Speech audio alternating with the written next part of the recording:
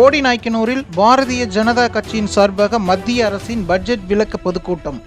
போடிநாயக்கனூரில் August 9ஆம் தேதி வெள்ளிக்கிழமையன்று பாரதிய ஜனதா கட்சியின் சார்பாக மத்திய அரசின் பட்ஜெட் விளக்க பொதுக்கூட்டம் நடைபெற்றது. இந்த நிகழ்ச்சி மாவட்ட தலைவர் PC பாண்டியன் தலைமையில் நடைபெற்றது. இந்த நிகழ்ச்சிக்கு நகர தலைவர் A சந்திரசேகர் வரவேற்புரையாற்றினார். மாவட்ட செயலாளர் M தண்டபாணி இந்த நிகழ்ச்சிக்கு முன்னிலை வகித்தார். இந்த நிகழ்ச்சியில் மாநில செயலாளர் ராமசீனிவாசன் சிறப்புரையாற்றினார்.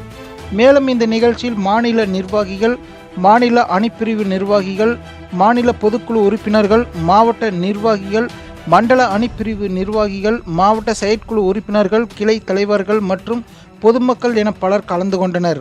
போடிநாயக்கனூர் செய்திக்காக மதுரை மண்டல செய்தியாளர் காமாட்சி.